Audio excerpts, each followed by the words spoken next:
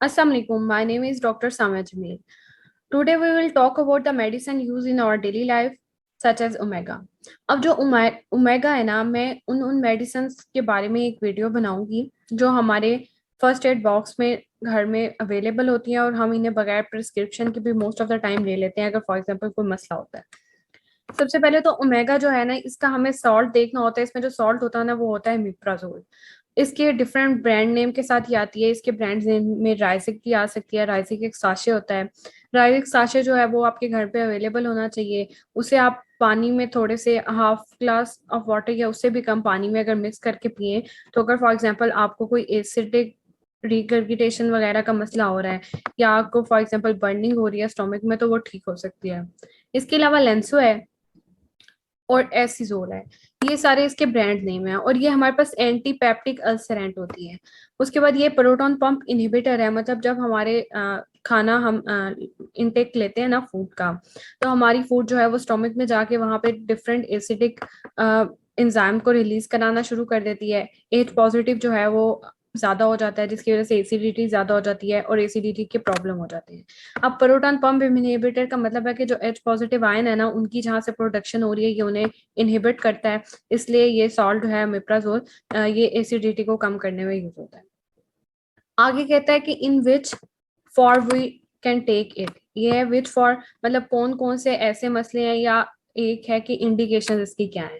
जब मैं इनकी इंडिकेशन की बात करूंगी ना, तो रिफ्लेक्स डिजीजेस में, रिफ्लेक्स इसोफेजाइटिस में, और अगर for example acid reflex disease है तो उसकी लॉन्ग टर्म मैनेजमेंट में यूज हो सकती है। डोडेनल और गैस्ट्रिक अल्सर वगैरह में भी यूज हो सकती है। लेकिन फॉर एग्जांपल मैं इन्हें जस्ट आपको डेली बेसिस का बता रही हूँ ना, तो आपके पास घर में ओमेगा भी होनी चाहिए और इसके अलावा राइजिक साशे भी होने चाहिए। अगर फॉर एग्जांपल किसी को अचानक रात के टाइम एसिडिटी वगैरह का इशू हो सकता है, तो आप उसे इजीली ओमेगा दे सकते हैं। उसके बाद in which form, this is the word form, in which form we can take it. अब ये हमारे पास जो है ना, कैप्सूल फॉर्म में भी होती है और इंजेक्शन फॉर्म में भी होती है। लेकिन आप घर पे जो है इंजेक्शन फॉर्म ज्यादा यूज नहीं कर सकते, तो कैप्सूल फॉर्म में एक 20 mg होती है, एक 40 mg होती है।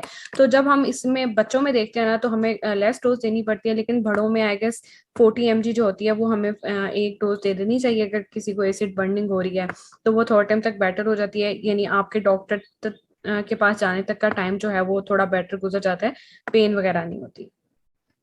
इसके रिस्पेक्टेड ये है कि आपने इसे प्रेगनेंसी में नहीं लेना है। प्रेगनेंसी में आप नहीं ले सकते हैं। लैक्टेशन ड्यूरिंग बेबी फीडिंग के दरमियान भी ले सकते हैं, नहीं ले सकते। उसके बाद इंडिकेशन भी होगी है इसकी। अब हम इसकी डोजेज जो है ना, वो देखते हैं। एडल्ट में most of the time 40 mg मैंने बताया वो लेंगे, और बच्चों में हमने 20 mg से कम लेनी होती है। उसके अलावा इंजेक्शन जो है ना, वो तो हम एडल्ट में लगा सकते हैं।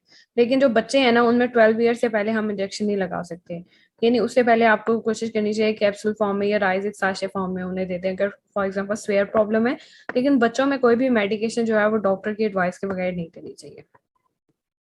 उसके बाद है इसका नेक्स्ट पॉइंट की एडवाइस टू द पेशेंट। अब पेशेंट को क्या कहना है आपने कि टेक बिफोर मील। और अगर फॉर एग्जांपल बिफोर ब्रेकफास्ट वो ले रहा है ना, तो अगर फॉर एग्जांपल उसे गैस्ट्रिक अल्सर का प्रॉब्लम है या पेप्टिक अल्सर का है, तो ब्रेकफास्ट से भी अगर वो पहले ले रहा है तो उसे लेना चाहिए। उसके अलावा अगर फॉर एग्जांपल सॉल्विंग में उसे कोई मसला आ रहा है ना, तो वो जो कैप्सूल है ना, जो ओमेगा का कैप्सूल आता है, उसे आप पानी में मिक्स करके भी ले सकते हो, यानी ग्लास ऑफ वाटर के साथ भी किसी चम्मच में डाल के वो आप इनटेक कर सकते हो अगर आपको कैप्सूल लेने में कोई इश्यू हो रहा है। और इसके अलावा इंजेक्शन तो आपको किसी ऑथराइज बंदे से लगवाना चाहिए, घर में नहीं यूज करना चाहिए। उसके बाद हम देखते हैं कि इसकी फार्माकोकाइनेटिक्स क्या है। फार्माकोकाइनेटिक्स में मतलब ये है कि कितने टाइम बाद ये मेडिसिन जो है ये अपना इफेक्ट करना स्टार्ट कर सकती है। ऑनसेट ऑफ एक्शन जो होता है ना, ये अप्रोक्सीमेटली 1 आवर होता है। पीक इफेक्ट आ जाता है इसका विद इन 2 आवर्स में। उसके अलावा ड्यूरेशन इसका 72 आवर्स होता है, यानी 72 आवर्स तक ये आपको मजीद मसले से प्रोटेक्ट कर सकती है, यानी आपको ठीक रख सकती है अगर आपको मुसलसल मसला है तो। उसके अलावा मेटाबॉलिज्म इसका हेपेटिक होता है। और ओरल अगर हम इसे ले रहे हैं तो बायो अवेलेबिलिटी 30 to 40% होती है। और हाफ लाइफ ऑफ एलिमिनेशन इसकी 0.5 to 1 और है। उसके बाद एडवर्स इफेक्ट क्या है। एडवर्स इफेक्ट में ये हो सकता है कि आपके सर में दर्द रह सकता है, आपको जीआईटी प्रॉब्लम हो सकते हैं, स्किन रैशेज हो सकते हैं, प्रेस्थीसिया, डिजीनेस, इंसोम्निया। और अगर फॉर एग्जांपल आपको कोई स्वेयर प्रॉब्लम हो रहा है, जैसे थ्रेल्जिया हो रहा है, मायल्जिया हो रहा है, तो आपको अपने डॉक्टर से फौरी तौर पे आपके अपने डॉक्टर के पास जाना चाहिए और उसे एक्सप्लेन करना है अपने आप को ये मसले हो रहे हैं। और doses according to problem different है, वो आपको खुद सेट नहीं करनी है। अगर फॉर एग्जांपल आपको कोई प्रॉपर स्टोमिक प्रॉब्लम चल रहा है तो कोई गैस्ट्रोएंटरोलॉजिस्ट के पास जाएं, वो आपको जो डोज प्रेस्क्राइब करे उस डोज के अकॉर्डिंग की डोज लें। जो मैं आपको बता रही हूँ ये है कि अगर फॉर एग्जांपल आपकी एसिडिटी अचानक हो जाती है आपको फूड खाने की वजह से, कोई ज़्यादा हैवी शादी का खाना खाने की वजह से, दावतों की वजह से, तो उसके लिए आप जो है वो एक टाइम 40 mg का ओमेगा का कैप्सूल ले सकते हैं, या राइजिक का साची जो है वो 1/4 ऑफ ग्लास ऑफ वाटर में डाल के, तो आप उसे भी पी सकते हैं। अगर आपको इसके बारे में और कोई जनरल बात पूछनी हो मेरे से तो I can answer in the comments. Thank you so much. Next we will discuss the second other medicine.